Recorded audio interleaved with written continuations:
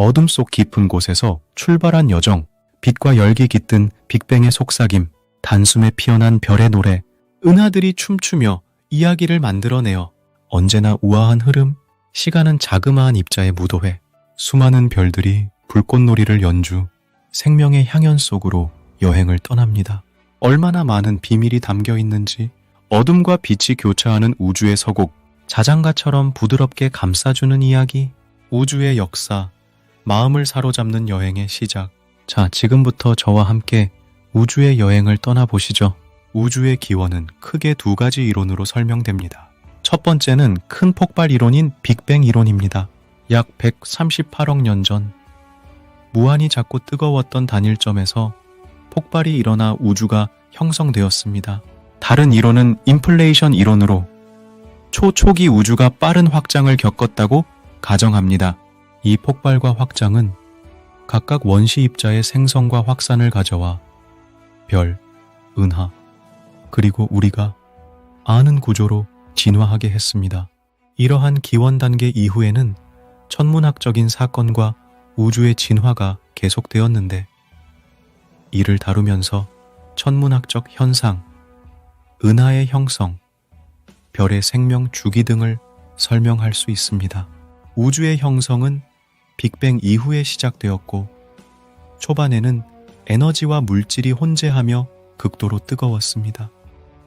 시간이 흐르면서 우주는 냉각되면서 입자들이 결합하고 구조를 형성했습니다. 평평한 조밀함에서 미세한 불균일성이 발생하고, 이러한 불균일성은 중력의 작용으로 인해 입자들이 모여 은하를 형성하게 되었습니다. 은하는 점차 큰 구조로 진화하면서 별과 행성을 비롯한 천체들이 형성되었습니다. 별은 수소와 헬륨 같은 가스로 이루어진 거대한 구름인 분자 구름에서 탄생했습니다. 중심부의 중력이 충분히 강해지면 수많은 수소 원자가 핵융합을 통해 헬륨으로 변하며 에너지를 방출합니다. 이것이 별의 빛과 열의 원천이 되었습니다. 별은 수명을 다하면서 폭발적인 사건인 초신성 폭발을 일으키며 새로운 요소를 형성하고 우주에 흩뿌립니다. 우주의 주요 사건은 다양하며 역동적입니다. 몇 가지 주요 사건을 간략히 소개하겠습니다. 1. 빅뱅. 빅뱅. 우주의 탄생을 나타내는 큰 폭발 이론. 약 138억 년 전 단일점에서 폭발하며 우주가 형성되었습니다. 2. 은하 형성. 초기 불균일성으로 인해 중력이 작용하여 은하가 형성되었습니다. 은하 안에서는 별, 가스, 먼지 등이 서로 상호작용하며 다양한 천체들이 발생합니다. 3. 별의 탄생과 죽음. 수소와 헬륨 등의 가스로 이루어진 분자 구름에서 별이 형성되고, 별은 수명을 다하면서 초신성 폭발을 일으키며 새로운 요소를 만들어내고 우주로 방출됩니다. 4. 은하 충돌. 대규모 은하는 서로 중력으로 인해 상호작용할 수 있습니다.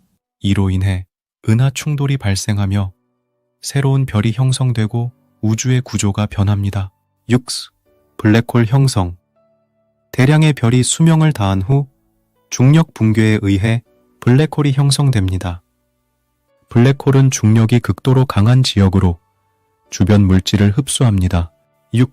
우주 확장.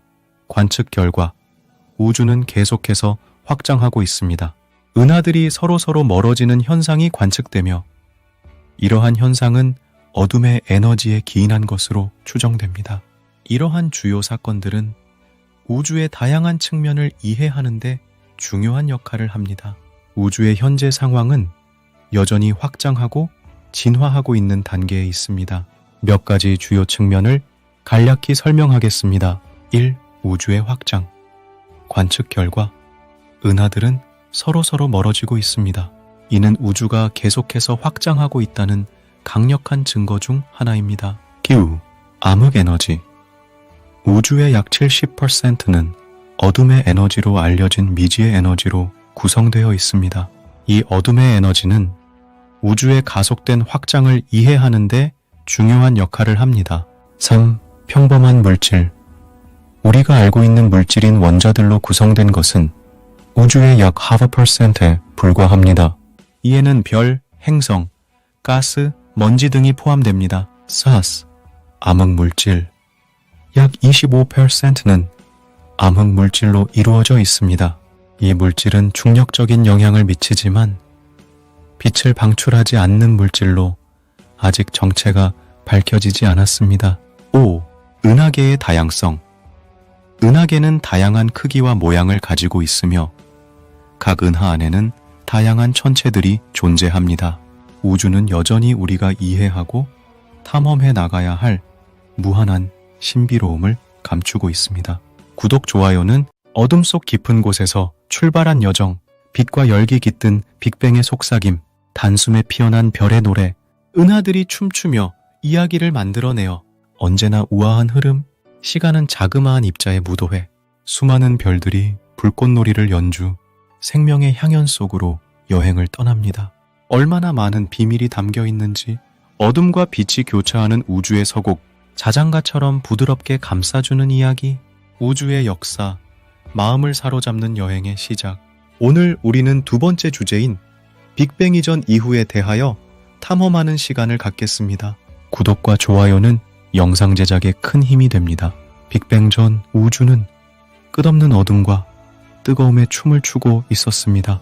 그 깊은 어둠에서는 시간과 공간이 어우러져 하나의 점으로 수렴하고 그 놀라운 순간 빅뱅이 울려 퍼져나갔습니다.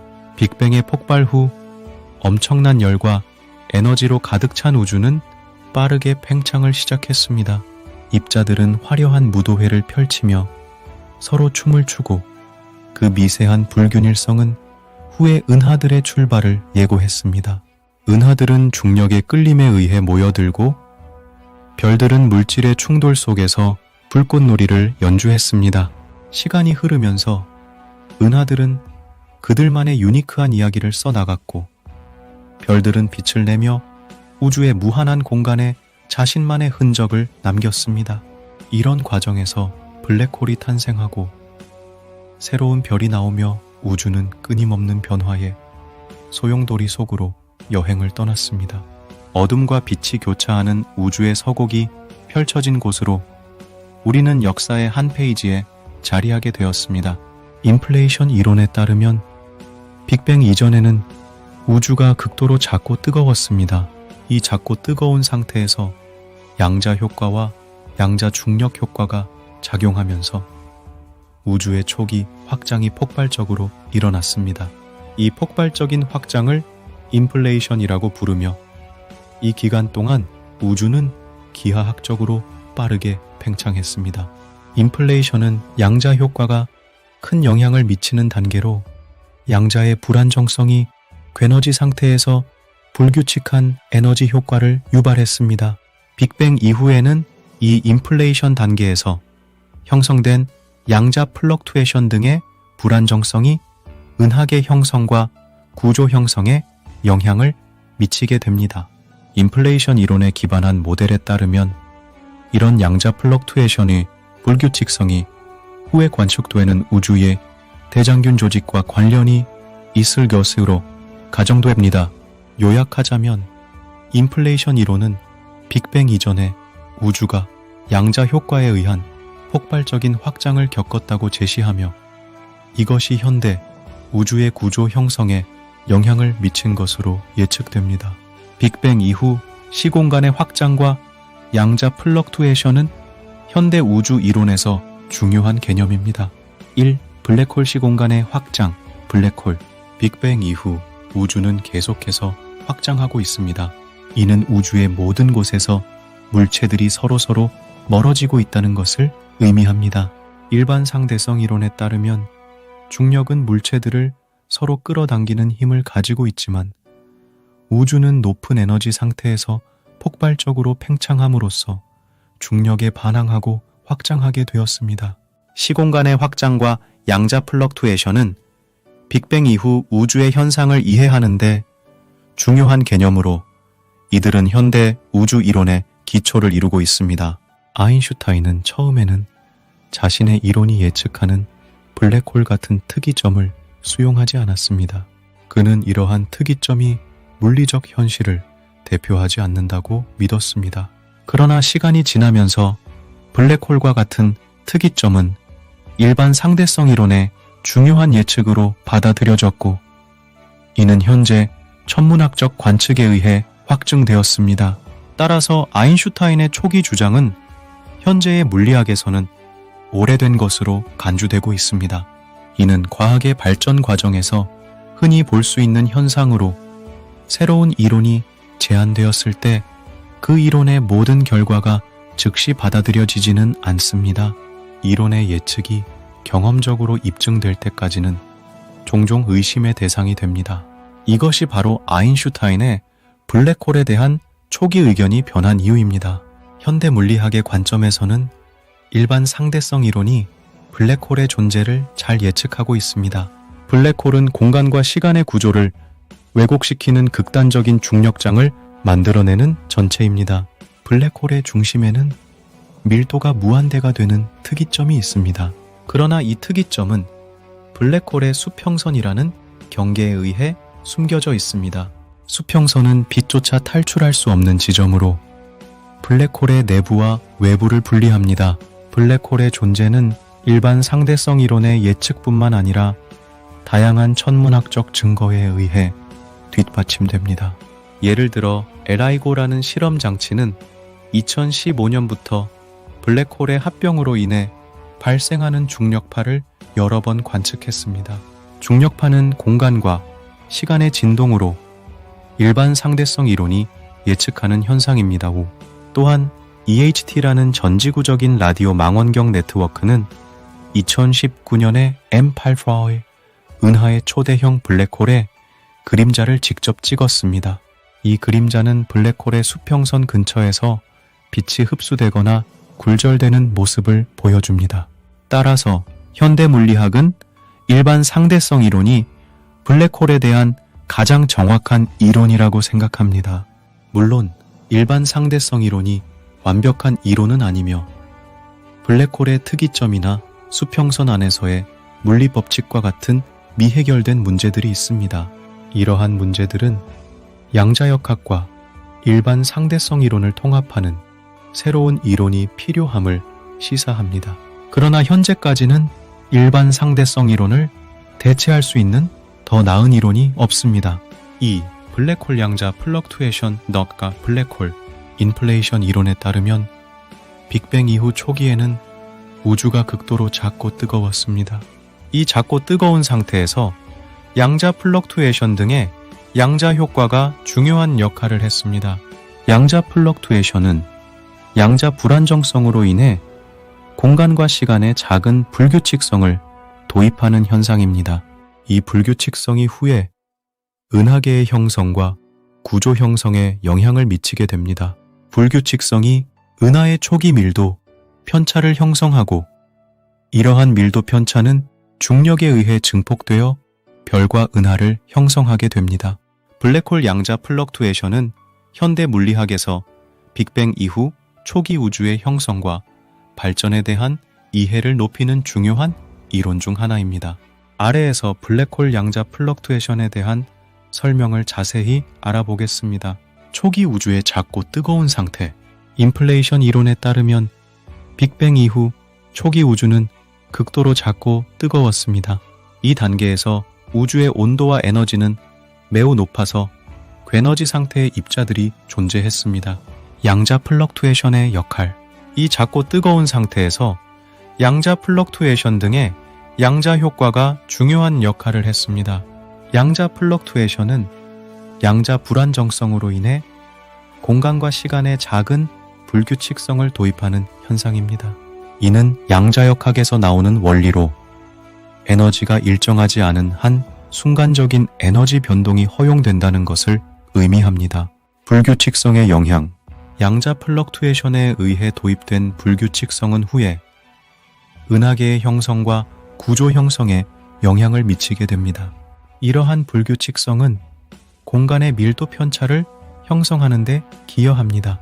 초기에는 이러한 밀도 편차가 매우 작지만 중력에 의해 증폭됩니다.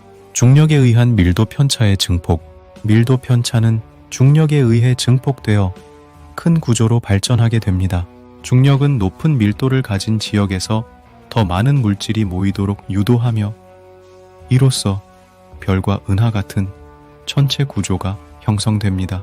은하 및 별의 형성, 밀도 편차가 중력에 의해 계속 증폭되면서 높은 밀도 지역에서는 더 많은 물질이 모여 은하가 형성되고 더 중심 부분에서는 더 많은 물질이 모여 별이 형성됩니다. 이런 식으로 초기의 작은 불규칙성이 중력을 통해 우주의 큰 구조를 형성하는 데에 영향을 미치게 됩니다. 블랙홀의 형성, 양자 플럭투에이션에 의한 초기 불규칙성은 블랙홀의 형성에도 연결됩니다. 높은 밀도 지역에서 충분한 양의 물질이 모이면 중력은 물체를 극도로 압축하게 되고 이는 블랙홀의 형성을 초래합니다.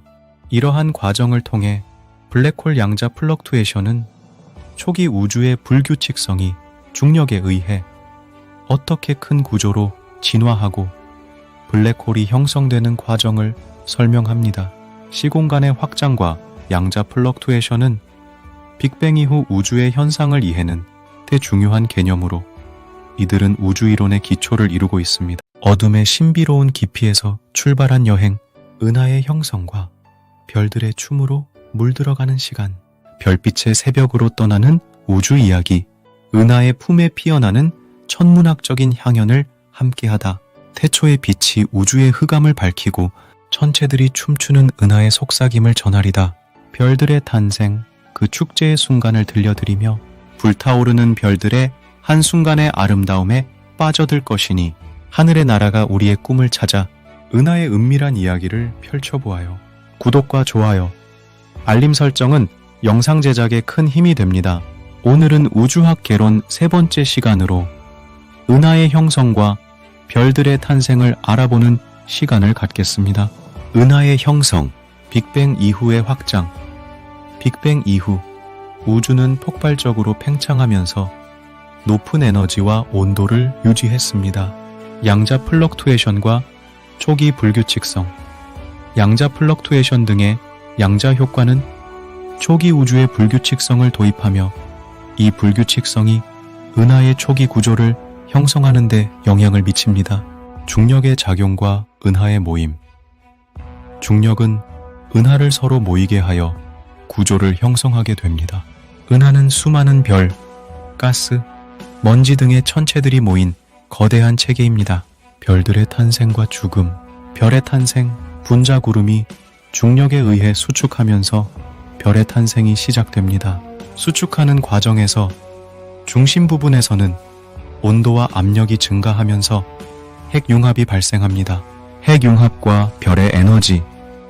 핵융합은 수소 원자가 헬륨으로 합쳐지면서 방출되는 과정이며 이로써 별은 빛과 열을 방출하게 됩니다. 별의 수명 주기. 별은 수소를 헬륨으로 변환하는 핵융합을 통해 에너지를 발생시키는데 이 과정은 별의 크기에 따라 다르게 진행됩니다. 대략적으로 작은 별은 안정적으로 태양과 같은 크기가 되고 대형 별은 헤르츠프러엘량의 초신성 폭발로 종료됩니다. 초신성 폭발과 새로운 요소 생성. 초신성은 대형 별이 수명을 다한 결과로 발생하며 폭발은 새로운 요소의 형성과 우주로의 방출을 일으킵니다. 이런 과정을 통해 은하는 다양한 크기의 별들로 이루어지며 각각의 별은 고유한 수명 주기를 가지고 있습니다.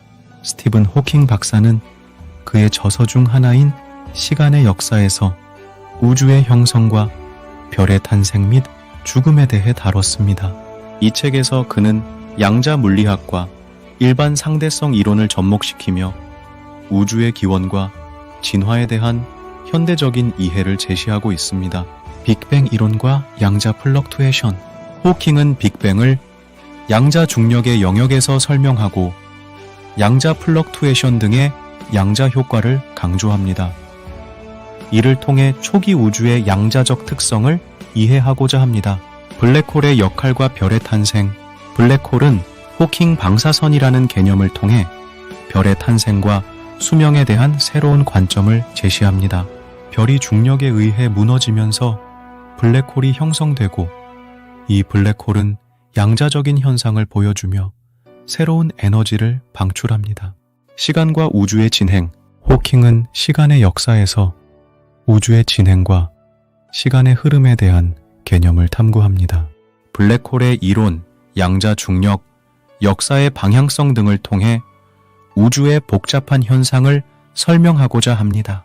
호킹의 이러한 접근은 고전적인 물리학과 양자 물리학을 결합하여 우주의 기원과 현상에 대한 통일된 이론을 찾고자 하는 시도를 보여주고 있습니다.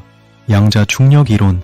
양자 중력 이론은 일반 상대성 이론, 중력의 고전적 설명과 양자역학, 물질의 입자성을 다루는 양자 이론을 통합하려는 노력 중 하나입니다.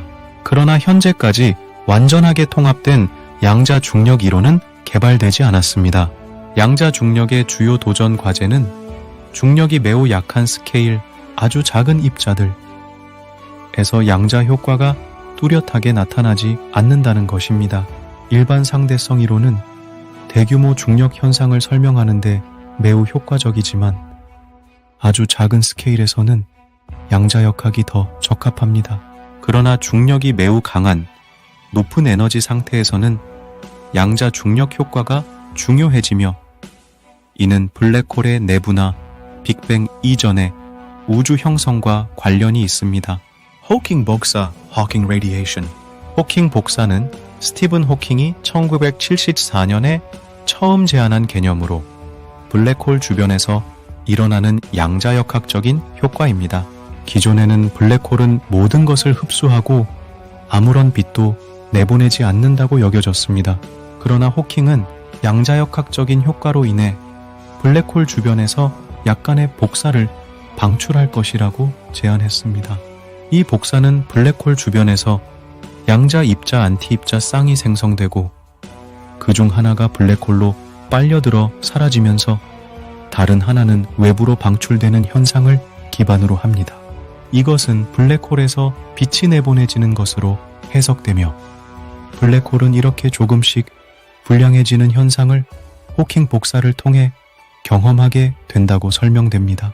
호킹 복사는 양자 중력 효과가 블랙홀 근방에서 나타나는 예시 중 하나로 양자 중력과 블랙홀 물리학을 이해하는 데 기여하였습니다. 빅뱅 이후의 초기 우주에서 에너지의 생성과 입자의 특성은 표준 모형과 입자 물리학의 핵심 개념에 근거하여 설명됩니다. 에너지 생성과 초기 우주. 빅뱅 직후 우주는 극도로 높은 에너지와 온도를 지니고 있었습니다. 이 에너지는 궤너지 상태에서 양자 플럭투에이션 등의 양자 효과로 인해 생성되었습니다. 표준 모형과 입자 물리학.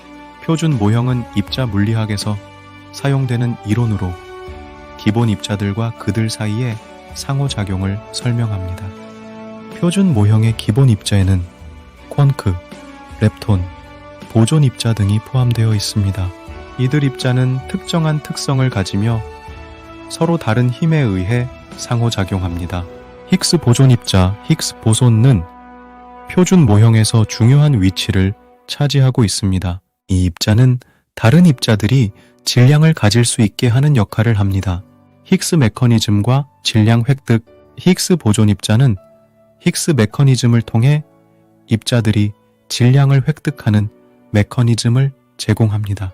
이 메커니즘에 따르면 우주가 초기에는 입자들이 질량을 가지지 않았으며 힉스 필드와 힉스 보존 입자가 등장함으로써 입자들이 질량을 획득하게 됩니다. 대칭성의 깨어짐. 초기에는 표준 모형의 입자들 간의 대칭성이 존재했습니다.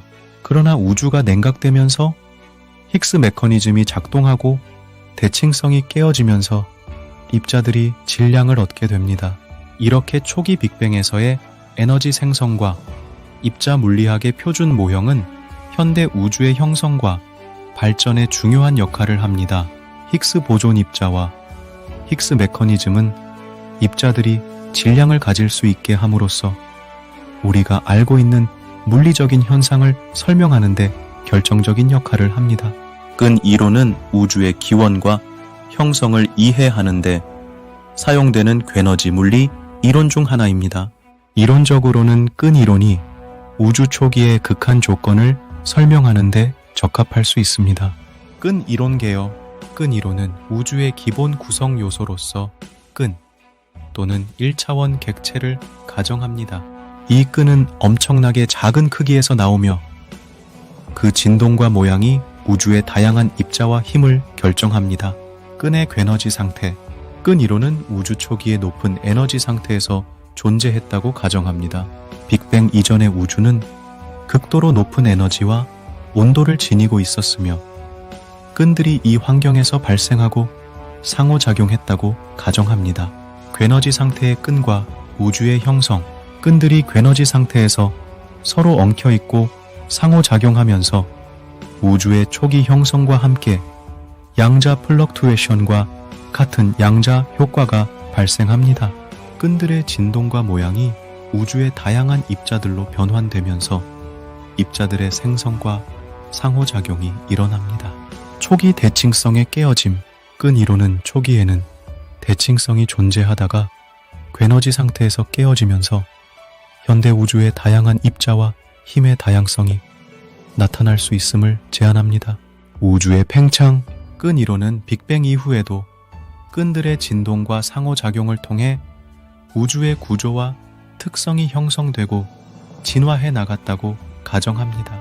끈 이론은 아직 실험적으로 검증되지 않은 새로운 이론 중 하나이며 양자 중력의 측면에서도 흥미로운 가설을 제시하고 있습니다.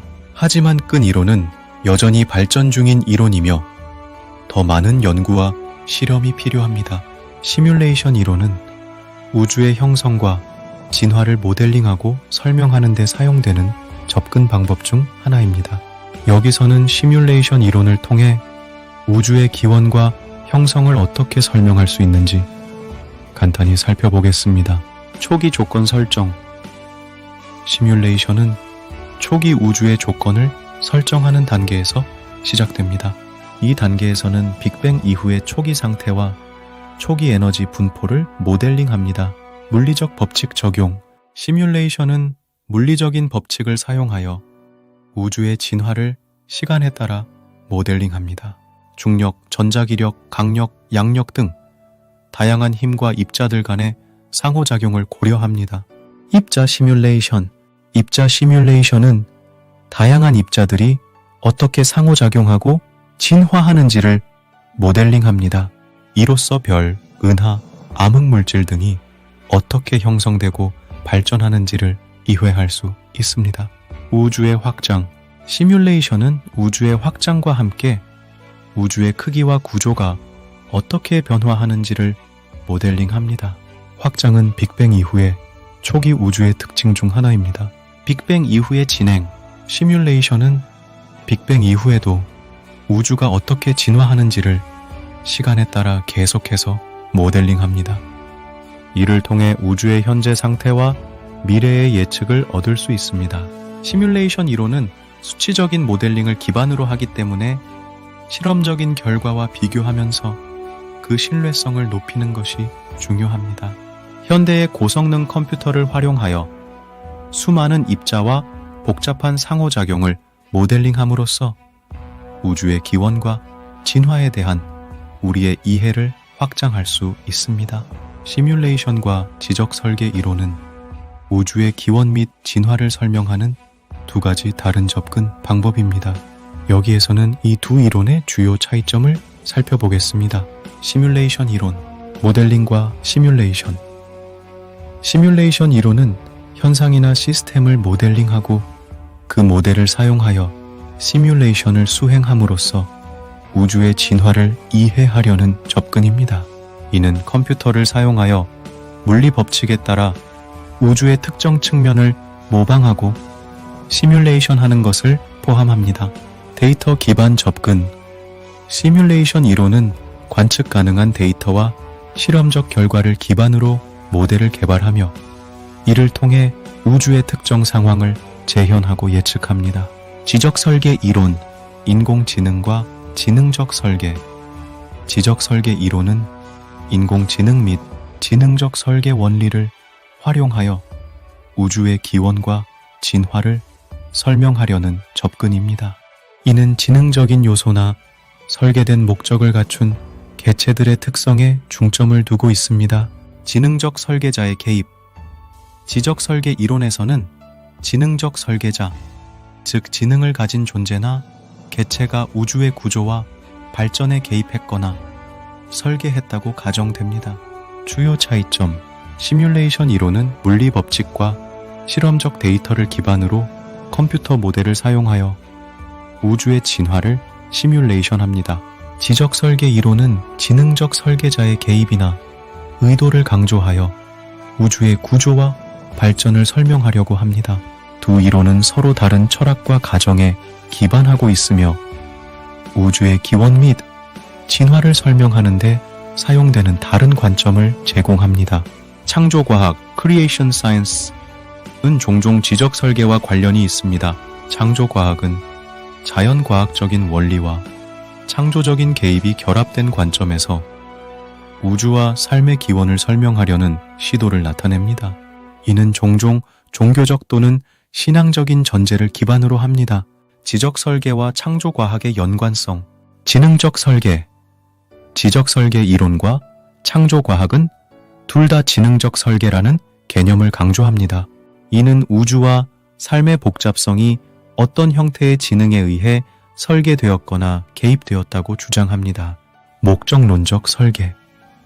창조과학은 종종 우주와 생명체의 목적론적 설계에 관한 주장을 제시합니다.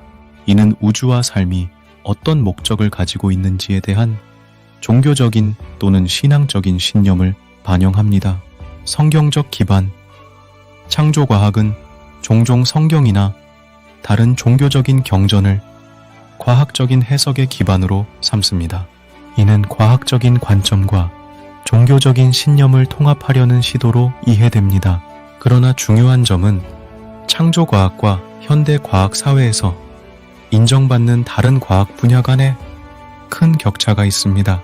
창조과학은 종종 과학계에서는 학문적인 가치가 없거나 지적 설계와 같은 관점들이 과학적인 기준을 충족하지 않는다고 평가됩니다.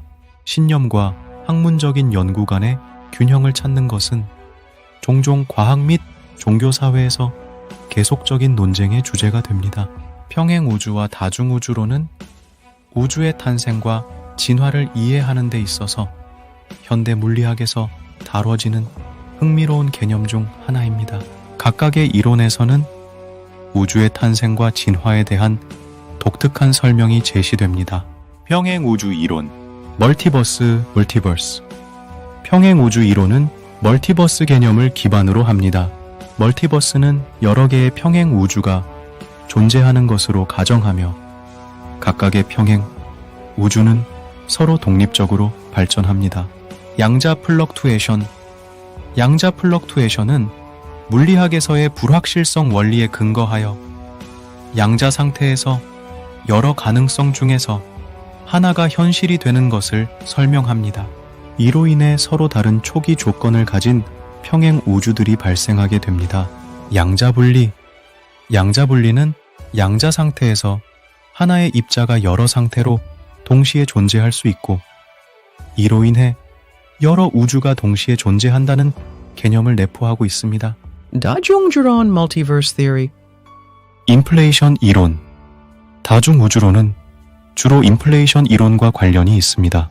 인플레이션 이론은 초기 우주가 단기간에 급격하게 팽창하는 것을 설명하며 이 과정에서 다양한 지역이 서로 다른 초기 조건을 갖는 평행 우주로 형성된다고 주장됩니다. 휴블 부정, 하블 바블. 휴블 부정은 우주 전체가 아닌 특정 지역이 별도의 팽창 과정을 거쳐 다른 영역과 격리된 평행 우주를 형성한다는 개념을 제시합니다. 스트링 이론과 브레인 월드. 다중우주론은 스트링 이론과 관련된 경우도 있습니다. 스트링 이론에서는 공간의 차원이 더 많은 고차원 공간에 있을 수 있다고 가정하며 이로 인해 다양한 평행 우주가 존재할 수 있다는 주장이 나오고 있습니다. 평행 우주와 다중 우주론은 아직 실험적으로 직접 검증되지 않은 학문적인 이론들이기 때문에 이에 대한 과학적인 입증이 필요하며 현재까지는 학문적인 논의의 대상으로 남아 있습니다. 우주의 무한한 품에서 솟아나 별들이 축제의 빛을 켜는 공간, 은하의 심장 중심부에는 비밀스런 문이 트이고 거대한 블랙홀이 신비로운 빛으로 세계를 안고 있다. 별들은 춤추며 우주의 무한한 숲을 탐험하고 그들의 탄생과 죽음이 우리에게 묻힌 신비한 노래를 전한다. 고요한 우주에서 소리 없는 미래의 시작, 은하의 중심부에서 펼쳐지는 블랙홀의 미스터리. 여기 별들의 노래와 블랙홀의 향기가 어우러져 우주의 시간은 마치 무한한 축제처럼 흘러간다.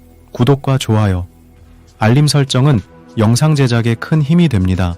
오늘은 우주학 개론 4번째 시간으로 별들의 탄생과 죽음, 행성 탄생 및 블랙홀과 은하의 중심부에 무엇이 존재할까? 라는 주제로 이야기를 펼쳐갑니다. 별들의 탄생, 분자 구름의 축적. 별들은 대개 분자 구름이라 불리는 거대한 가스와 먼지 구조물에서 태어납니다. 이 구름은 중력의 작용으로 가장 밀도가 높은 부분이 축적되면서 초기 단계를 거칩니다. 중력의 승리. 축적된 물질이 중력에 의해 압축되면 온도와 압력이 급격히 상승하게 됩니다. 중심 부근에서는 핵융합이 시작되고 이것이 별의 탄생을 의미합니다. 수소의 핵융합. 주로 수소가 별 내부에서 핵융합되어 헬륨으로 변하면서 엄청난 열과 빛을 방출합니다. 이러한 핵융합 반응은 별의 안정적인 상태를 유지하며 별이 태어나는 과정을 완성합니다. 별들의 삶과 죽음. 주형 별의 삶, Main Sequence Stars. 수소 소진. 주형 별은 대부분 수소를 헬륨으로 변화시키는 핵융합을 지속하다가 수소가 소진되면서 헬륨을 합성하게 됩니다. 적색거성 단계. 헬륨 핵융합이 시작되면 별은 더 크게 팽창하면서 적색거성으로 변화합니다. 고열의 죽음. 헬륨 풍성층의 분리. 적색거성에서 중심에 헬륨이 소진되면 헬륨 풍성층이 분리되고 중심은 더욱 밀집되어 흰색 과해성 또는 중성자별로 변화합니다. 대질량 별의 삶, High Mass Stars. 수소 소진과 초신성 폭발.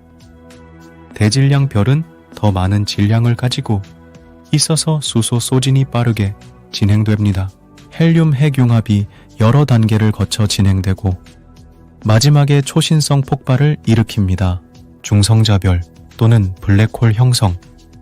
초신성 폭발 이후 남아있는 중심 부분은 중성자별 또는 블랙홀로 변하게 됩니다.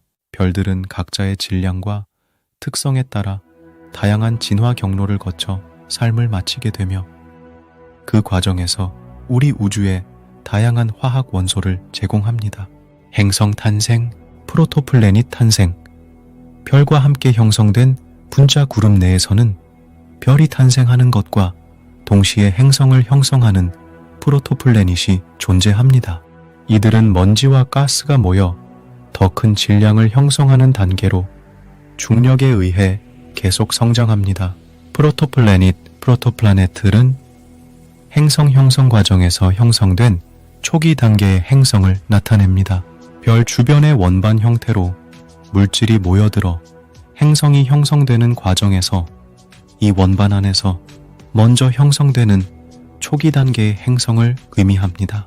프로토플래닛은 먼지와 가스가 중력의 영향으로 모여들어 행성 형태로 성장하는 초기 단계로 이후에는 더 큰 질량을 가진 행성으로 발전할 수 있습니다.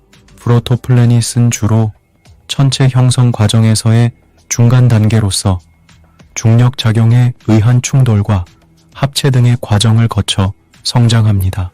이러한 프로토플래닛들은 나중에 주변의 물질을 끌어들이면서 더 큰 행성으로 진화하게 되거나 가스와 먼지 등이 충돌하거나 합체하여 더 큰 천체를 형성할 수 있습니다. 프로토플래닛의 형성은 행성계의 초기 단계를 이해하는데 중요한 역할을 합니다. 프로플래닛의 충돌과 합병. 이러한 프로토플래닛들은 충돌하거나 서로 가까워져 중력에 의해 서로 합쳐지면서 행성이 형성됩니다. 이 과정에서 지속적인 충돌로 인해 먼지와 가스가 행성 주변으로 흩어져 나가는데 이것이 후의 위성이나 행성의 환경을 형성하는 데 영향을 미칩니다. 원형 강화와 중력 붕괴. 형성된 행성은 주변의 먼지와 가스를 끌어들여 광활한 대기를 형성합니다. 동시에 중력이 행성의 구조를 형성하는데 이는 압축과 열을 통해 행성 내부를 형성하게 됩니다. 천체의 정체성과 수송. 성간 먼지와 가스는 행성 주변에 존재하며 이러한 환경은 행성의 정체성을 강화하고 그 구성 요소들을 전달합니다. 행성은 성간 먼지와 가스를 흡수하면서 자신만의 특성을 형성합니다. 행성 이동. 일부 행성은 초기에 형성된 위치에서 멀어져 다른 궤도로 이동할 수 있습니다. 이를 행성 이동이라고 부르며 이러한 현상은 행성계의 동적인 발전에 영향을 미칩니다. 행성들은 고유한 환경과 특성을 지니며 각각의 형성 과정과 특징은 우주의 다양성을 형성하는 중요한 부분입니다. 별들과 행성의 둥근 원형 형성 원리. 회전운동의 결과 별과 행성이 둥근 원형을 가지게 되는 주요 원인은 초기의 회전운동입니다. 별과 행성이 형성되기 전에는 분자 구름이나 회전하는 원반 형태의 물질이 존재합니다. 가군동량의 보존. 초기에 회전하는 분자 구름이나 회전 원반 형태의 물질은 가군동량의 보존으로 인해 회전을 계속하게 됩니다. 이러한 가군동량의 보존은 새로 형성되는 천체도 회전하게 만듭니다.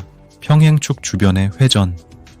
회전하는 물질이 특정 방향으로 회전할 때 중력의 작용으로 인해 이 물질이 계속해서 평행한 축 주변으로 회전하게 됩니다. 이때 물질은 중심 방향으로 압축되어 둥근 형태를 가지게 됩니다. 원반 형성. 회전하는 물질이 중앙으로 모여들면서 중심부의 질량이 모이고 주변에는 남아있는 물질이 원반 형태로 둘러싸게 됩니다. 이러한 원반은 계속해서 회전하면서 중앙에는 별이나 행성이 형성됩니다. 중력과 압력의 평형. 중심에 형성된 물체, 별 또는 행성은 중력으로 압축되지만 동시에 내부의 압력이 중력과 평형을 이루게 됩니다.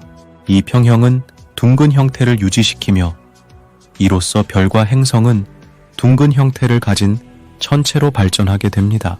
이러한 과정은 별과 행성이 초기에 회전하는 물질의 동력적인 영향으로 둥근 형태를 얻게 되는 과정을 설명합니다.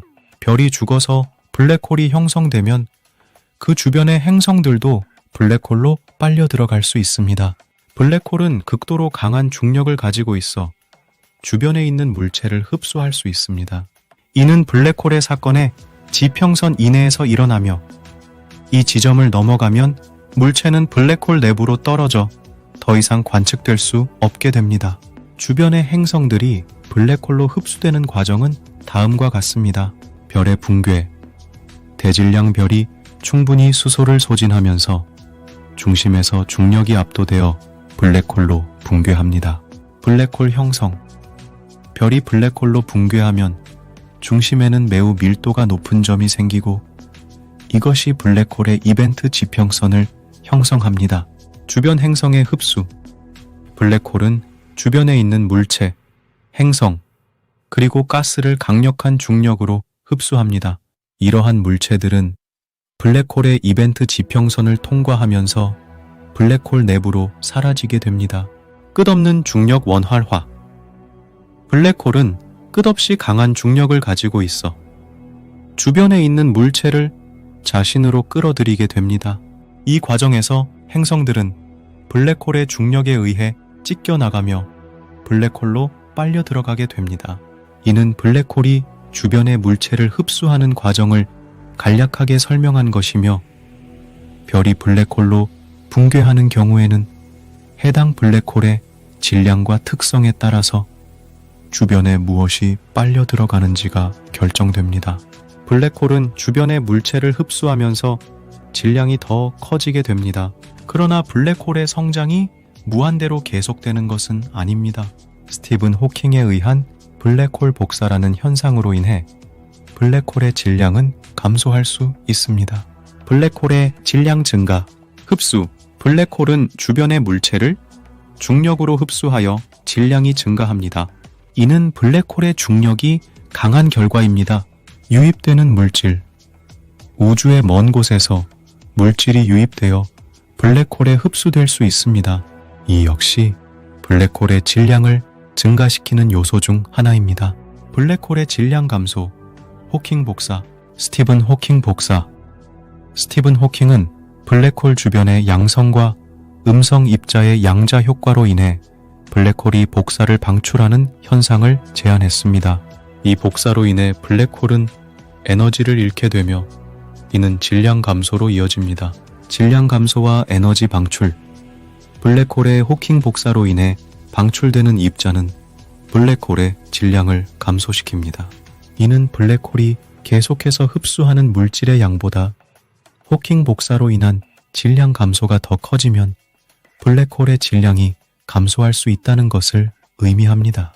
결국 블랙홀의 성장은 주변에서의 흡수와 블랙홀 자체의 복사로 인한 질량 감소의 균형 상태에 따라 결정됩니다.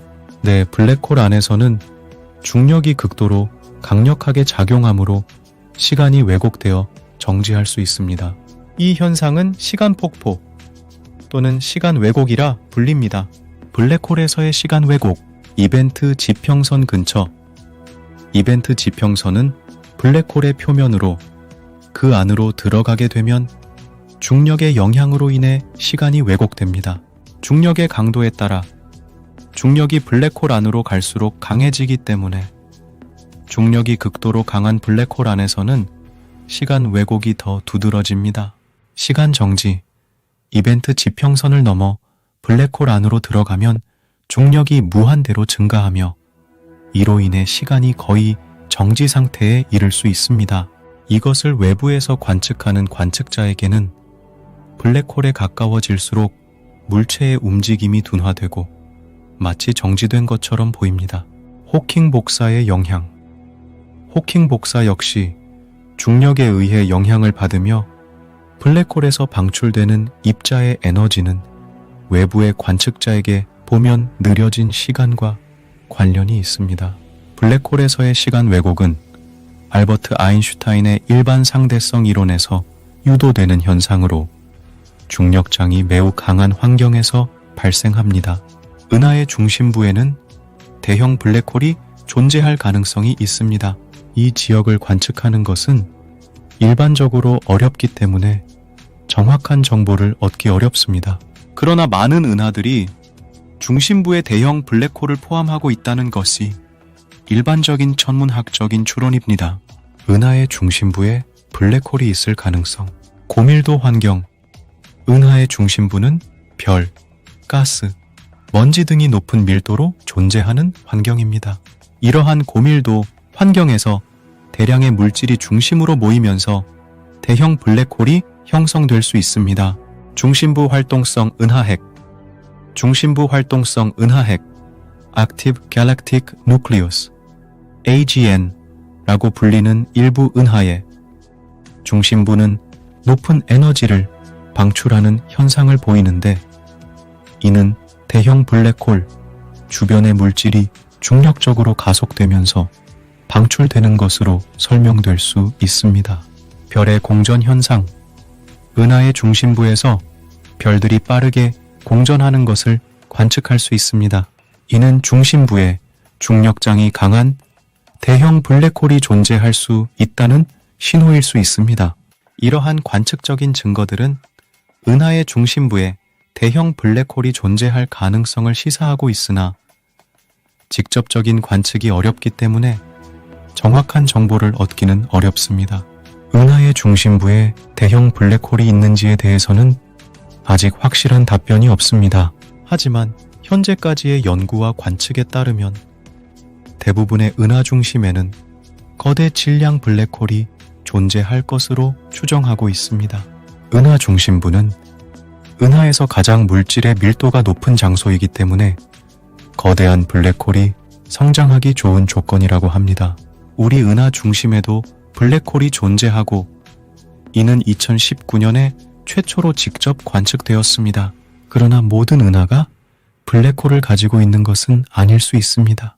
블랙홀은 특정한 조건에서만 형성되는 것으로 알려져 있으며 그 조건이 충족되지 않는 은하들에는 블랙홀이 없을 수도 있습니다. 따라서 모든 은하 중심에 블랙홀이 있는 것은 아니라고 할 수 있습니다. 은하의 중심부에 대한 저명한 과학자들의 이론을 소개해 드리겠습니다. 은하의 중심부에는 거대한 블랙홀이 존재한다는 가설은 20세기 초반부터 제기되었으나 그 증거는 1970년대에야 발견되었습니다. 은하의 중심부에 블랙홀이 존재한다면 그 주변의 물질이 블랙홀로 빨려 들어가면서 방출하는 복사선을 관측할 수 있을 것이라고 예측했기 때문입니다. 이러한 복사선을 관측하기 위해 여러 과학자들이 은하의 중심부를 연구하였습니다. 그 중에서 가장 저명한 과학자들은 다음과 같습니다. 라인하르트 겐젤, 독일의 천문학자로 1990년대부터 우리 은하의 중심부에 있는 별들의 운동을 측정하였습니다. 그는 별들이 매우 빠른 속도로 원형 궤도를 그리며 그 중심에는 태양의 400만 배에 달하는 질량을 가진 블랙홀이 있을 것이라고 결론 내렸습니다.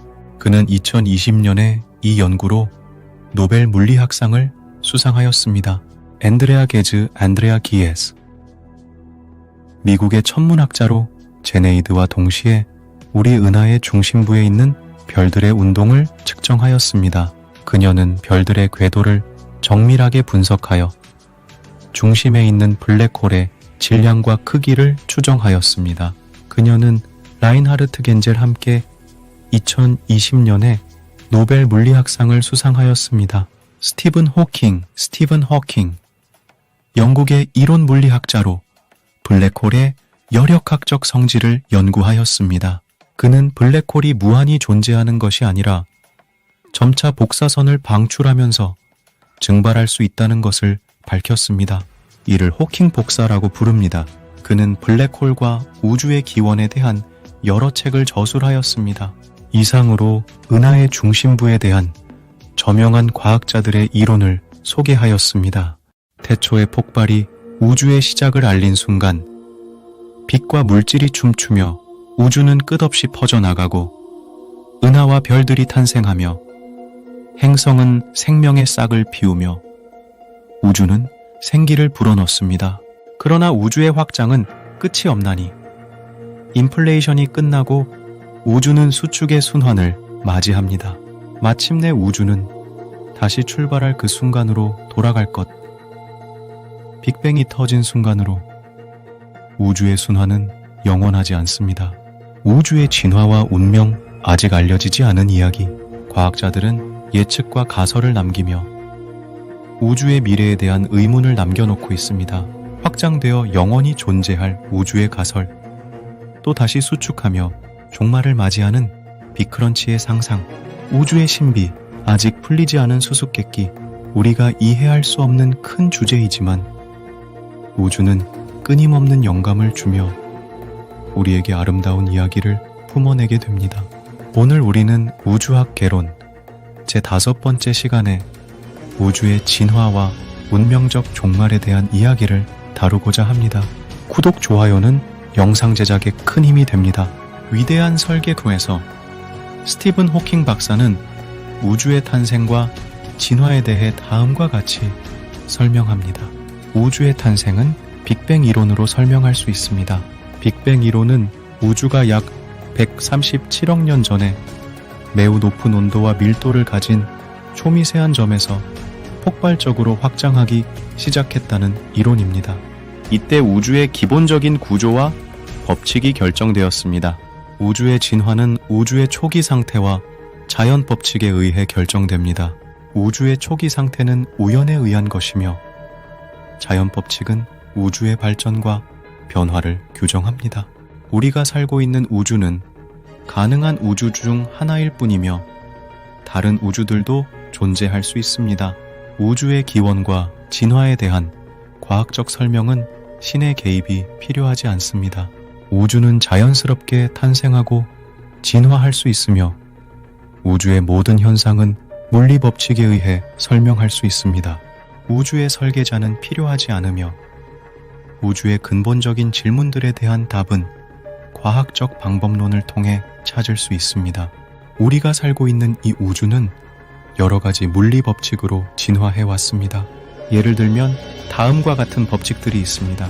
뉴턴의 운동 법칙. 물체의 운동 상태는 힘의 작용에 따라 변하며 힘과 운동량은 상호작용하는 물체들 사이에서 보존된다는 법칙입니다. 이 법칙은 행성이 태양 주위를 돌거나 인공위성이 지구 주위를 돌거나 우리가 물건을 던지거나 잡는 등의 현상을 설명합니다. 상대성 이론. 우주의 시공간은 물질과 에너지에 의해 구부러지며 물질과 에너지는 시공간의 구부러짐에 따라 움직인다는 이론입니다. 이 이론은 빛의 속도가 항상 일정하며 물체의 속도가 빛에 가까워지면 질량과 시간이 변한다는 것을 설명합니다. 이 이론은 블랙홀, 중력파, 시간의 흐름 등의 현상을 설명합니다. 양자역학, 미시세계의 입자들이 어떻게 움직이고 상호작용하는지를 설명하는 이론입니다. 이 이론은 입자들의 운동이 확률적이고 불확정적이며 관측에 의해 영향을 받는다는 것을 설명합니다. 이 이론은 원자, 분자, 전자, 광자, 레이저, 초전도, 양자 컴퓨터 등의 현상을 설명합니다. 이 외에도 우주의 진화에는 열역학 법칙, 전자기학 법칙, 핵력 법칙, 표준 모형 등의 물리 법칙들이 관여합니다. 이러한 물리 법칙들은 우리가 살고 있는 우주의 구조와 변화를 이해하는 데 도움이 됩니다. 스티븐 호킹 박사는 우주의 운명과 종말에 대해 다음과 같이 예견하고 경고했습니다. 우주는 빅뱅으로 시작되었으며 빅크런치로 끝날 수 있다. 빅크런치란 우주의 확장이 멈추고 역전되어 모든 물질과 에너지가 한 점으로 수축하는 현상을 말합니다. 이때 모든 물리 법칙은 무효가 되고 시간도 끝나게 됩니다. 우주는 빅뱅으로 시작되었으며 빅리프로 끝날 수 있다. 빅리프란 우주의 확장이 가속되어 모든 물질과 에너지가 점점 희박해지고 결국 원자도 분해되는 현상을 말합니다. 이때 우주는 절대 영도에 가까운 낮은 온도와 높은 엔트로피로 죽게 됩니다. 우주는 빅뱅으로 시작되었으며 빅프리즈로 끝날 수 있다. 빅프리즈란 우주의 확장이 가속되어 모든 물질과 에너지가 점점 멀어지고 결국 별과 행성이 사라지고 블랙홀만 남는 현상을 말합니다. 이때 우주는 어둡고 고독한 상태로 죽게 됩니다. 이러한 우주의 운명과 종말에 대한 예측은 현재의 물리학 이론과 우주의 초기 상태에 따라 달라질 수 있습니다. 우주의 운명과 종말은 인류의 운명과 종말과도 관련이 있습니다. 호킹 박사는 인류가 우주의 위기를 피하고 생존하기 위해서는 지구를 떠나 다른 행성이나 별에 거주할 수 있는 방법을 찾아야 한다고 주장했습니다. 양자 중력 이론이란 중력을 양자역학적으로 묘사하려는 물리학의 분야입니다. 중력은 일반 상대성 이론으로 설명되는 우주의 대규모 구조와 현상에 관련된 힘입니다. 반면 양자역학은 원자나 입자와 같은 미시적인 스케일에서의 힘과 행동을 설명하는 이론입니다. 이 두 이론은 서로 다른 영역에서 매우 성공적이지만 둘을 통합하는 것은 매우 어려운 문제입니다. 양자 중력 이론은 이 두 이론을 하나로 합치고 블랙홀이나 빅뱅과 같은 극한 상황에서의 중력을 이해하고자 하는 시도입니다. 양자 중력 이론은 아직 완성되지 않았고 여러 가지 후보들이 제안되고 있습니다.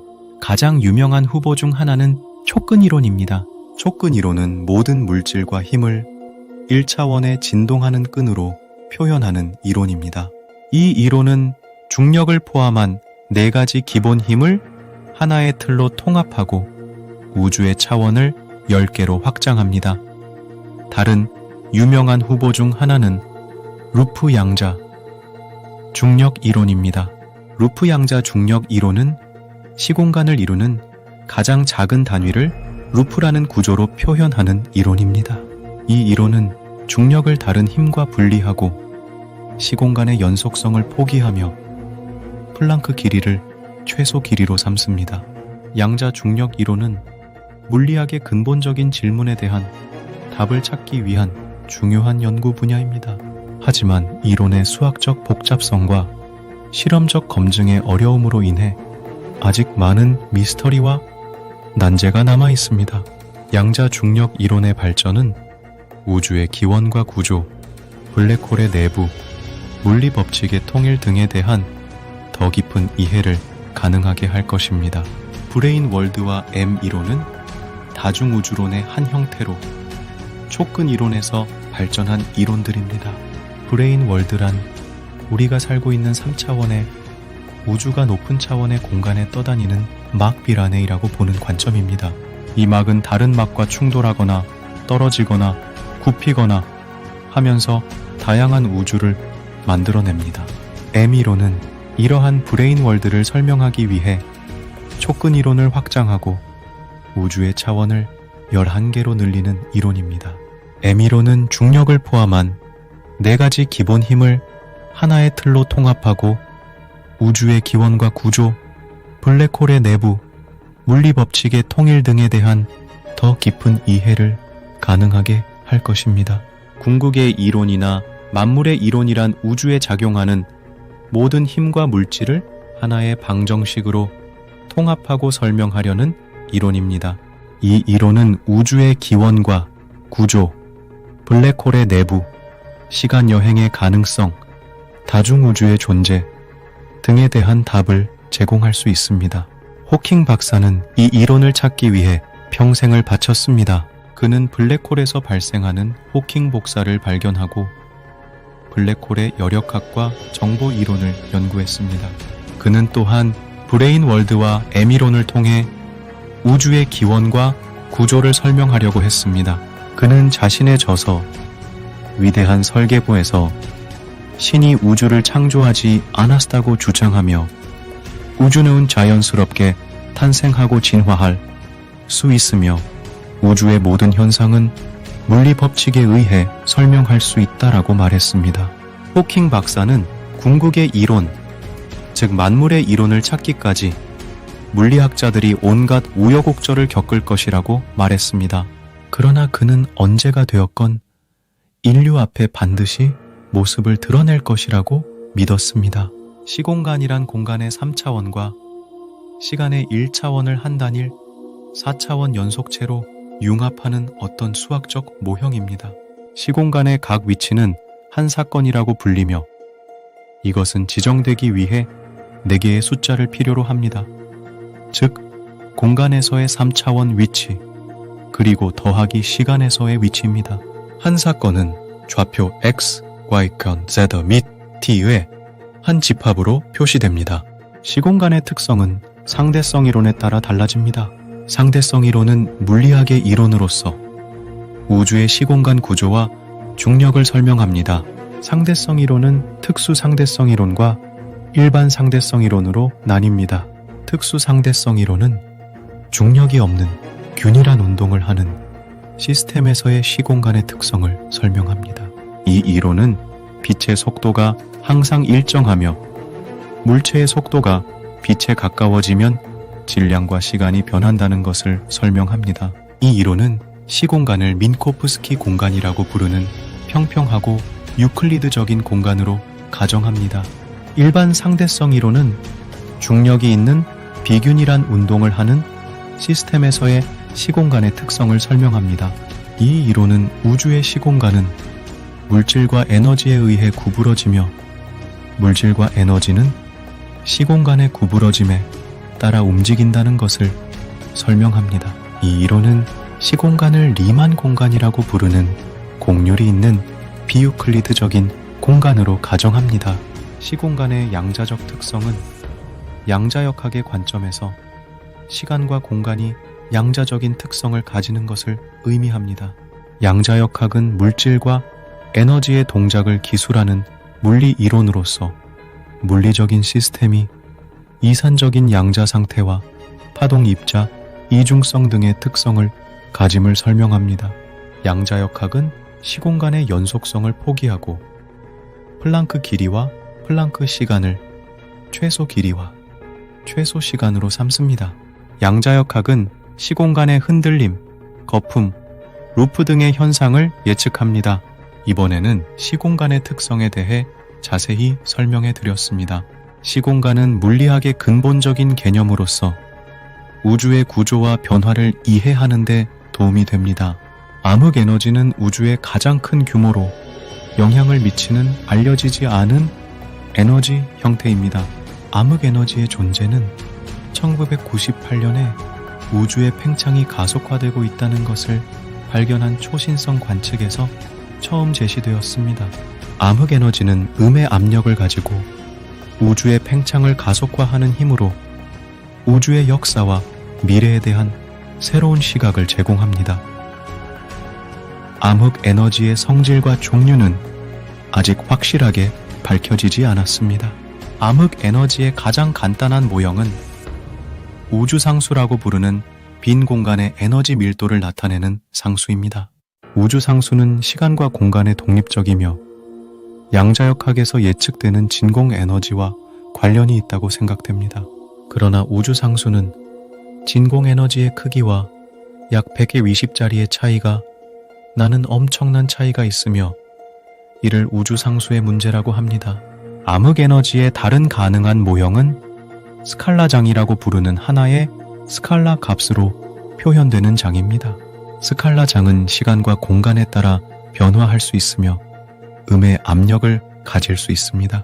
스칼라 장은 급팽창에서 사용된 것과 유사하며 퀸테센스라는 한 종류는 우주의 팽창에 따라 에너지 밀도가 감소하는 특성을 가집니다.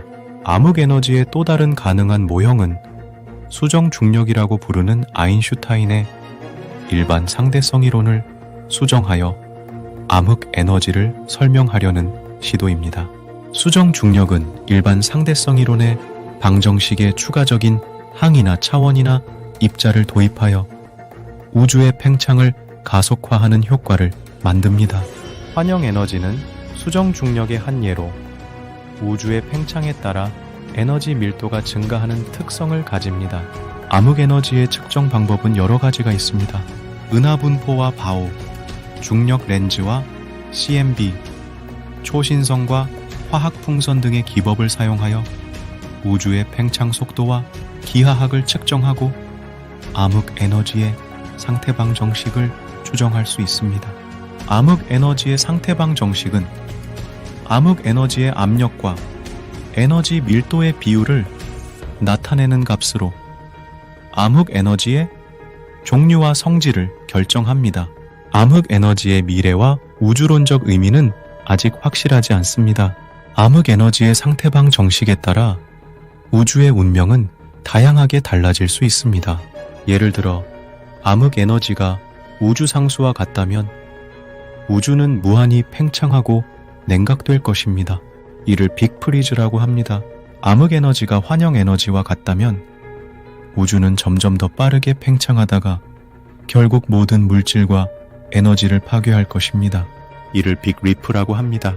암흑 에너지는 양자역학과 상대성 이론을 통합하는 양자 중력 이론을 찾기 위한 중요한 단서가 될 수 있습니다. 암흑 에너지는 우주의 기원과 구조, 블랙홀의 내부, 다중 우주의 존재, 등에 대한 더 깊은 이해를 가능하게 할 것입니다. 이번에는 우주의 진화를 지속하게 하는 암흑 에너지에 대해 자세히 설명해 드렸습니다. 암흑 에너지는 우주론과 천문학에서 가장 중요하고 흥미로운 주제 중 하나입니다. 우주 상수는 아인슈타인이 일반 상대성 이론에서 정적 우주를 설명하기 위해 도입했지만 우주가 팽창하고 있다는 사실이 밝혀지자 철회했던 개념입니다.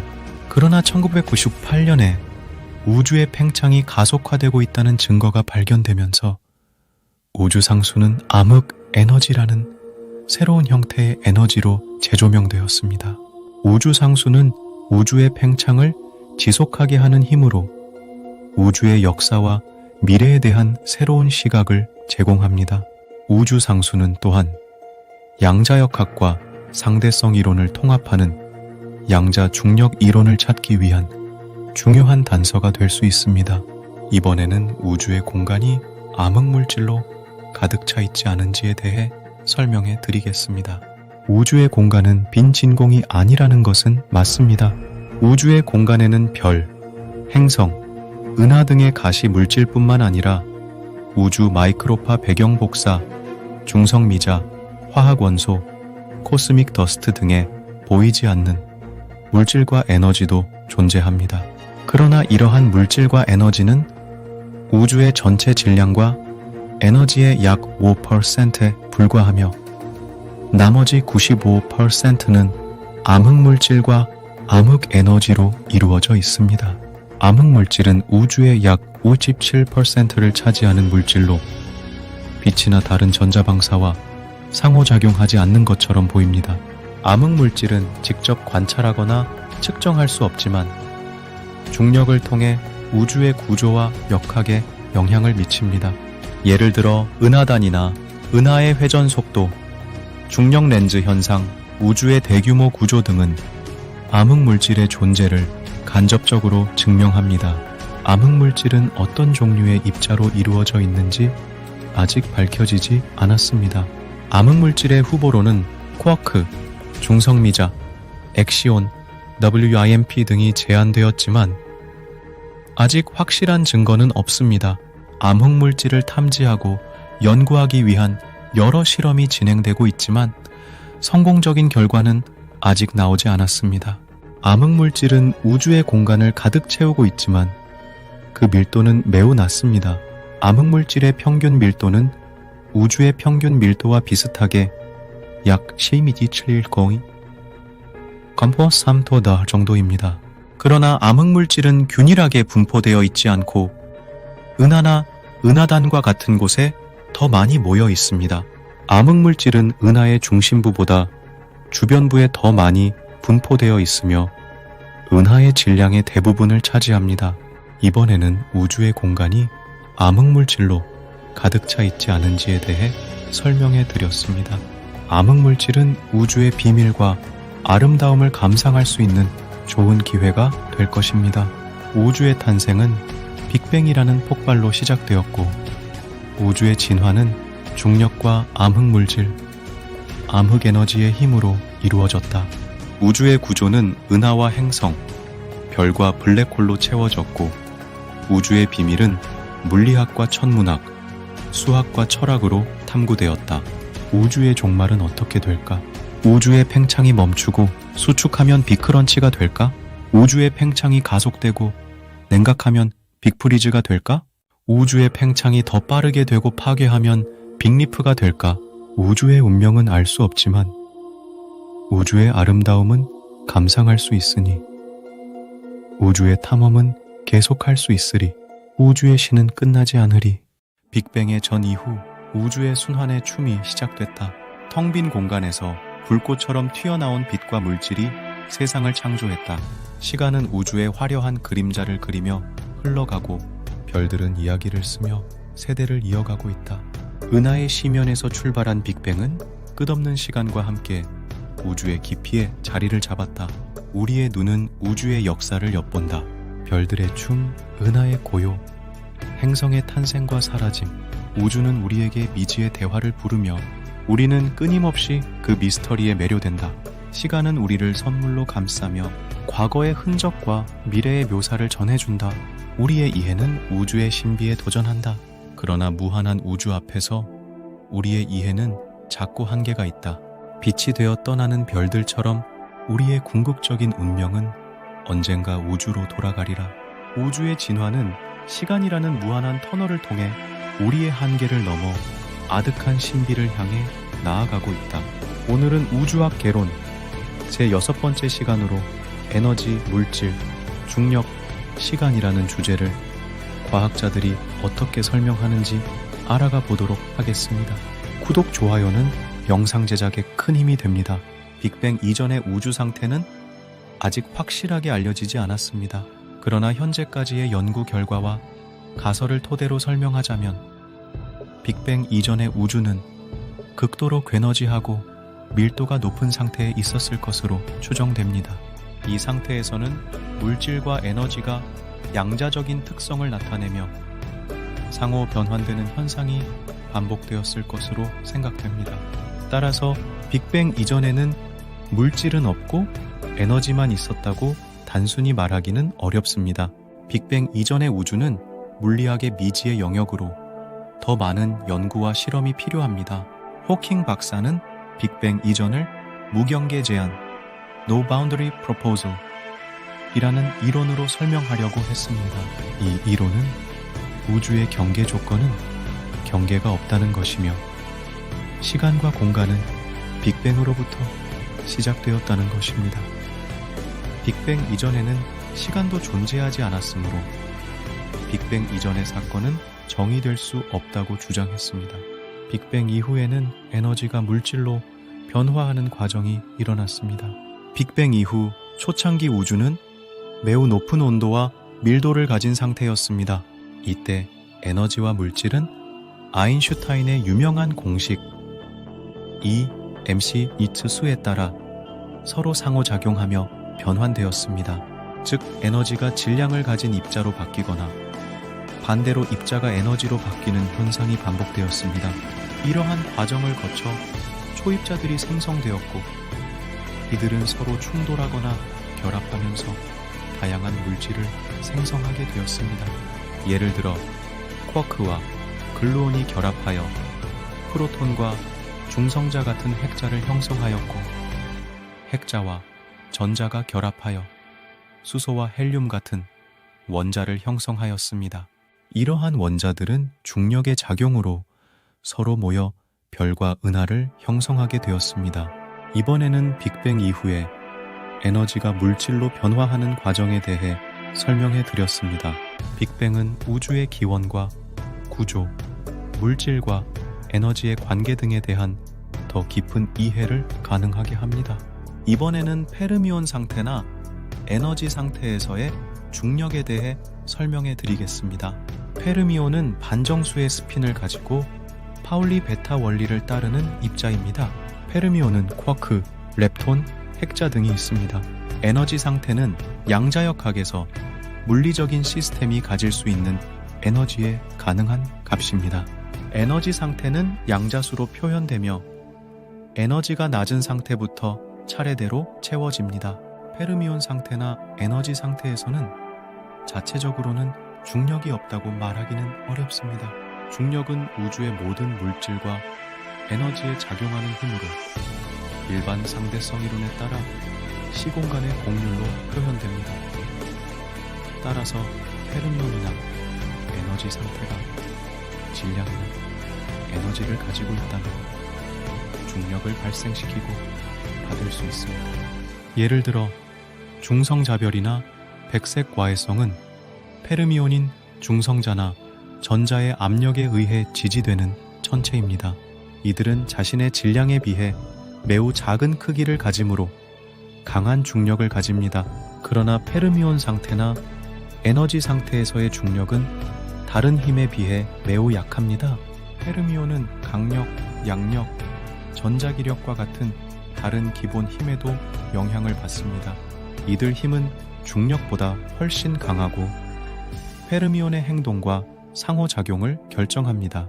예를 들어 쿼크는 강력에 의해 중입자를 형성하고 전자는 전자기력에 의해 원자를 형성합니다.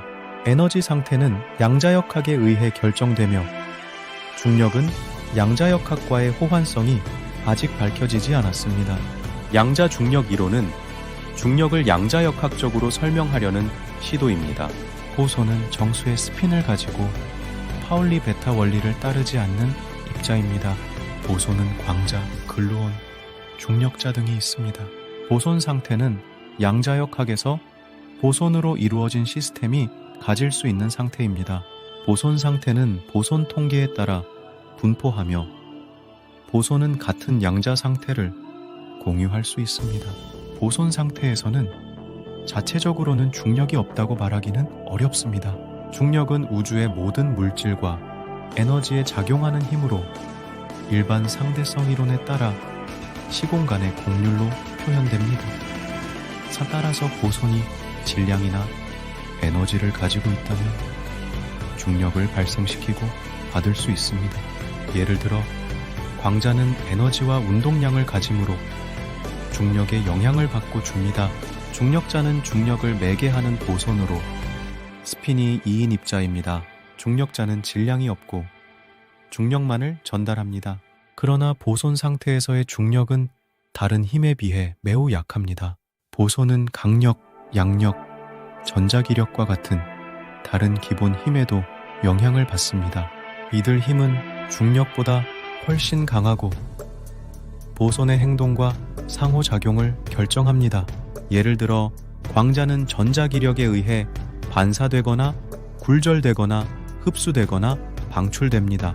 중력자는 양자중력 이론을 통해 설명되어야 하지만 아직 확실한 증거나 이론이 없습니다. 중력자는 중력을 매개하는 가상의 입자로 양자중력 이론에서 예측되는 입자입니다. 중력자는 스핀이 우이고 질량이 없으며 중력만을 전달합니다. 중력자는 우주의 모든 물질과 에너지에 작용하며 시공간의 공유를 만듭니다. 중력자는 아직 관측되지 않았으며 양자중력 이론은 아직 확실한 증거나 이론이 없습니다. 양자중력 이론은 중력을 양자역학적으로 묘사하려고 하는 이론 물리학 분야입니다. 양자중력 이론은 여러 가지 후보가 있으며 각각 다른 사람들에 의해 제안되었습니다. 예를 들어 촉근 이론은 1960년대에 가브리엘레 베네치아노, 요이치로 남부, 레오나르드 수스킨, 홀거 백 닐슨 등에 의해 개발되었습니다. 촉근 이론은 중력을 포함한 모든 기본 힘과 입자를 1차원의 끈으로 표현하는 이론입니다. 루프 양자 중력은 1980년대에 에이파이 아시테칼, 칼로 로벨리, 리스 모린, 테드 제이콥슨 등에 의해 개발되었습니다. 루프 양자 중력은 중력장을 양자화하여 시공간을 루프와 네트워크로 표현하는 이론입니다.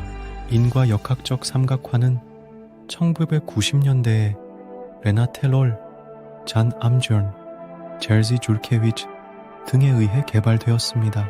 인과 역학적 삼각화은 시공간을 삼각형으로 분할하여 양자적인 플럭투에이션을 고려하는 이론입니다. 엔트로피적 중력은 2000년대에 에릭 베를린데에 의해 제안되었습니다. 엔트로피적 중력은 중력을 엔트로피의 변화로 설명하는 이론입니다. 트위스터 이론은 1960년대에 로저 펜로스에 의해 제안되었습니다. 트위스터 이론은 중력과 양자역학을 복소수와 트위스터라는 개념으로 통합하는 이론입니다. 호킹 박사는 양자중력 이론을 주장하지 않았습니다.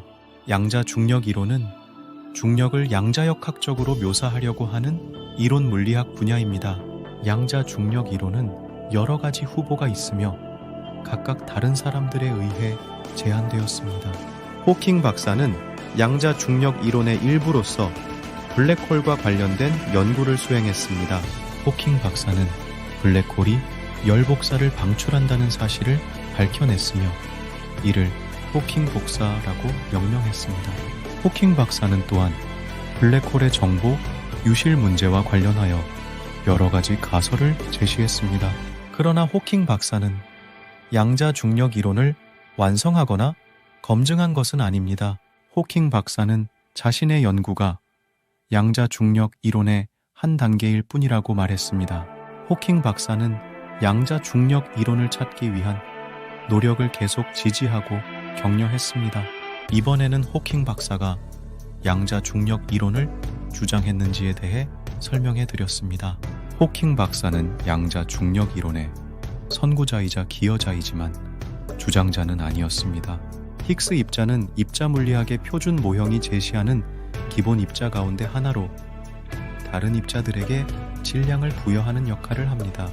힉스 입자는 2012년에 유럽 입자 물리 연구소 션의 대형 강입자 충돌기 LHC에서 발견되었으며 현재 알려진 질량은 약 125.9 GeV-C2입니다. 힉스 입자는 스핀이나 전하가 없고 약한 상호작용이나 육하와 상호작용만을 겪는 스칼라 보손입니다. 힉스 입자의 발견은 현대 물리학에서 우주를 설명하는 데 있어 중요한 의미를 가집니다. 힉스 입자의 발견은 우주의 구성 요소들과 상호작용에 대한 이해를 높이는 데에 중요한 의미를 가집니다. 힉스 입자는 다른 입자들에게 질량을 부여하는 역할을 하며 표준 모델이라는 입자 물리학의 기본 이론을 완성하는 데 필수적인 입자입니다. 힉스 입자의 발견은 2012년에 유럽 입자 물리 연구소 CRN의 대형 강입자 충돌기 LHC에서 이루어졌으며 이는 현대 물리학의 역사적인 발견으로 평가되었습니다. 힉스장은 힉스 메커니즘을 통해 다른 입자들에게 질량을 부여하는 역할을 하는 스칼라장입니다. 힉스장은 우주 전체에 퍼져 있으며 힉스 보손이라는 입자로 표현될 수 있습니다. 힉스 보손은 2012년에 대형 강입자 충돌기에서 발견되었으며 표준 모형의 기본 입자 가운데 하나입니다. 블랙홀 엔트로피 이론을 주장한 과학자는 이스라엘계 미국의 이론 물리학자인 제이콥 베켄스타인입니다. 그는 1972년에 블랙홀이 잘 정의된 엔트로피를 가지고 있어야 한다고 제안했습니다. 그의 제안은 블랙홀의 사건, 지평선의 넓이가 엔트로피에 비례한다는 것으로 이후에 스티븐 호킹이 의해 블랙홀이 특정 온도에 해당하는 흑체 복사를 방출한다는 사실과 함께 블랙홀 열역학의 기초가 되었습니다. 이 이론으로 우주의 기원과 진화가 어떻게 잘 설명될 수 있는지에 대해서는 여러 가지 관점이 있습니다. 하나의 가능한 관점은 블랙홀의 엔트로피가 우주의 엔트로피와 관련이 있다는 것입니다. 우주의 엔트로피는 빅뱅 이후의 확장과 함께 증가하며 우주의 형태와 진화를 설명하는 핵심적인 개념 중 하나입니다.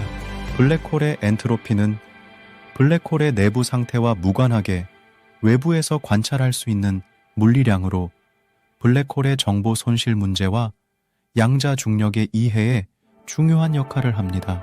또한 블랙홀의 엔트로피와 양자역학의 원리를 연구하는 것은 우주의 특이한 현상을 이해하는 데 도움이 됩니다. 예를 들어 블랙홀과 같은 우주의 특이한 구조에 대한 연구는 양자 중력과 홀로그래피 원리의 수립에 깊은 영향을 미쳤습니다. 이것이 블랙홀 엔트로피 이론을 주장한 과학자와 이 이론으로 우주의 기원과 진화가 어떻게 잘 설명될 수 있는지에 대한 간단한 설명입니다. 스티븐 호킹 박사의 시간의 역사는 우주와 시간에 대한 현대 과학의 최신 지식을 대중적으로 소개한 책입니다. 이 책에서 시간은 우주의 근본적인 특성 중 하나로 우주의 모든 현상을 이해하는 데 필수적인 개념으로 설명됩니다. 호킹 박사는 시간은 절대적이지 않고 관찰자에 따라 다를 수 있는 상대적인 개념이라고 주장합니다. 일반 상대성 이론에 따르면 중력은 시공간을 구부리는 힘입니다. 따라서 관찰자가 중력장에 가까울수록 시간은 느리게 흐릅니다. 예를 들어 블랙홀 근처에 있는 관찰자는 우주에서 가장 멀리 떨어진 관찰자보다 시간이 느리게 흐르는 것을 경험하게 됩니다. 호킹 박사는 시간은 우주의 기원과 진화에 중요한 역할을 했다고 주장합니다. 빅뱅 우주론에 따르면 우주는 138억 년 전 특이점이라는 상태에서 시작되었습니다. 특이점은 시간과 공간이 무한대로 왜곡된 상태를 의미하며 물리학의 법칙이 적용되지 않는 영역입니다. 따라서 빅뱅 이전의 우주에 대한 물리학적 설명은 불가능합니다. 호킹 박사는 시간은 우주의 종말에도 중요한 역할을 한다고 주장합니다.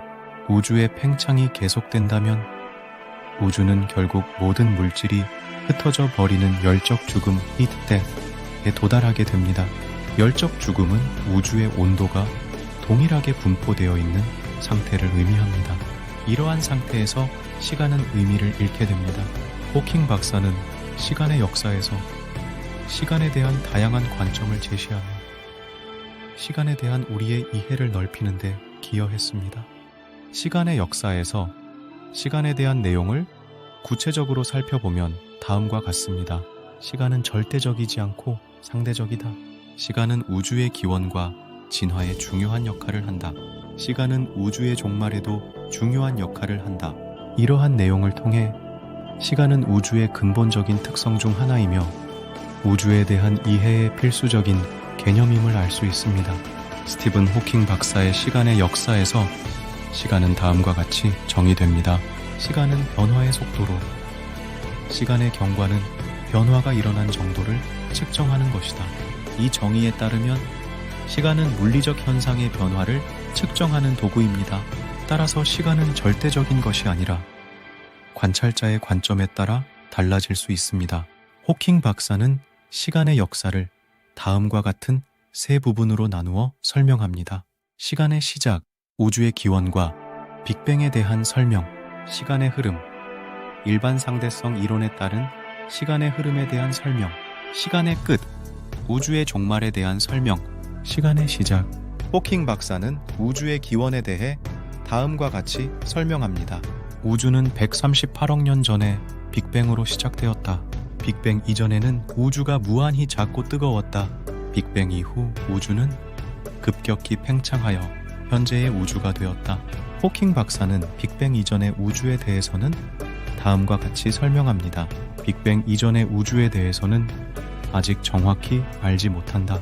하지만 빅뱅 이전의 우주는 특이점 (singularity)이라는 상태였을 것으로 추측된다.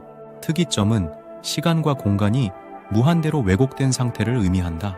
시간의 흐름. 호킹 박사는 일반 상대성 이론에 따른 시간의 흐름에 대해 다음과 같이 설명합니다.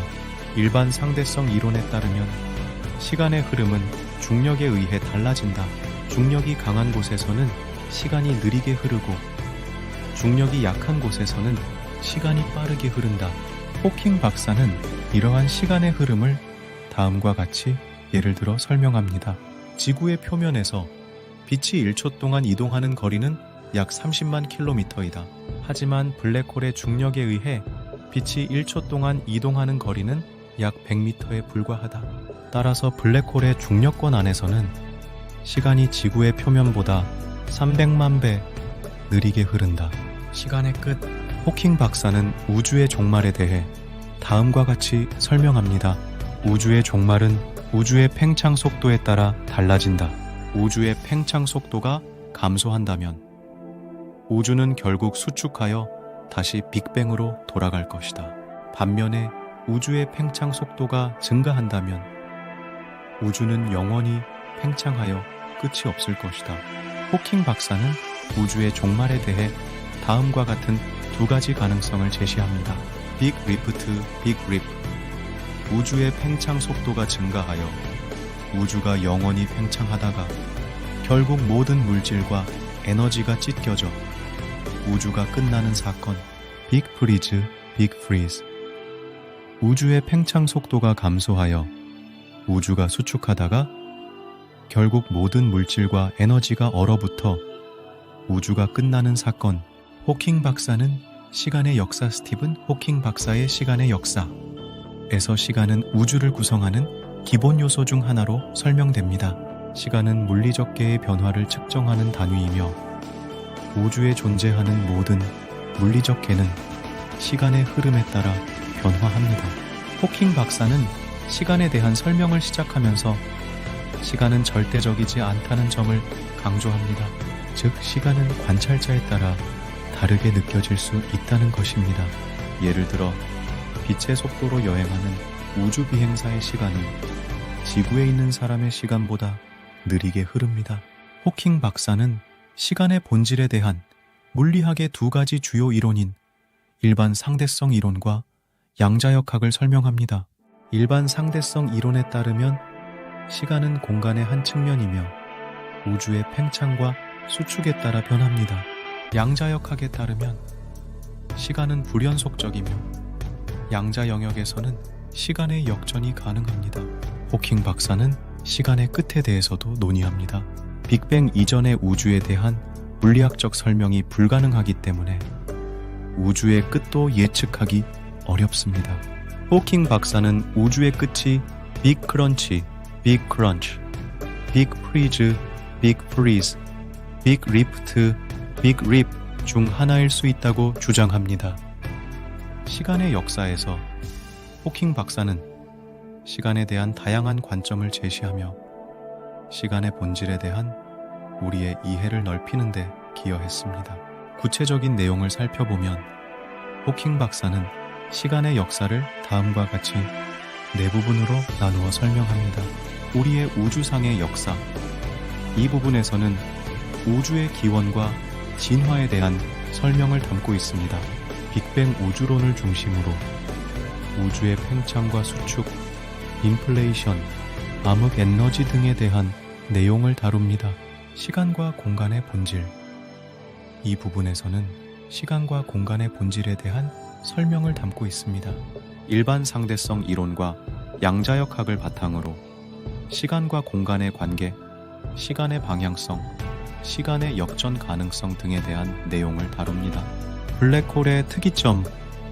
이 부분에서는 블랙홀의 특이점에 대한 설명을 담고 있습니다. 블랙홀의 형성과 특성, 특이점의 의미 등에 대한 내용을 다룹니다. 우주의 미래. 이 부분에서는 우주의 미래에 대한 설명을 담고 있습니다. 빅 크런치, 빅 프리즈, 빅 리프트 등 우주의 종말에 대한 가능성을 다룹니다. 이러한 내용을 통해 호킹 박사는 시간에 대한 우리의 이해를 넓히고 우주의 기원과 진화에 대한 새로운 시각을 제시했습니다. 시작되었고 우주와 함께 끝날 것이다. 시간은 우주를 이해하는데 중요한 도구이지만 아직 우리가 완전히 이해하지 못하는 신비로운 존재이다. 시간의 역사는 일반 대중을 대상으로 한 책이지만 우주론에 대한 방대한 지식과 통찰력을 담고 있습니다. 이 책은 우주에 대한 우리의 이해를 넓히는데 큰 기여를 한 것으로 평가받고 있습니다. 빅뱅이 전 이후 우주의 출발과 함께 불꽃의 춤이 시작됐다. 어둠을 밝히며 세상을 탄생시켰다. 우주의 진화는 무한한 서곡, 은하의 갈래마다 별들이 춤추며 우리에게 묘사된다. 끊임없이 흘러가는 시간은 우주의 신비한 흔적을 남기며 우리에게 삶을 전한다. 은하의 시면에서 우주의 축제는 행성과 별들이 이야기를 꾸미는 순간으로 이어진다. 별들은 소리 없이 떠나가지만 우리는 그 떠난 흔적을 시간의 책 페이지에 남긴다. 우주는 우리에게 희망의 책을 펼쳐주며 과거와 미래가 어우러진 시간의 흐름을 보여준다. 우리의 이해는 계속해서 도전하고 우주의 무한한 품에서 우리는 작은 빛이 되어 빛난다. 끝없는 우주에서 찾아가는 것은 우리의 한계를 넘어 함께 흐르는 시간과 우주의 미스터리.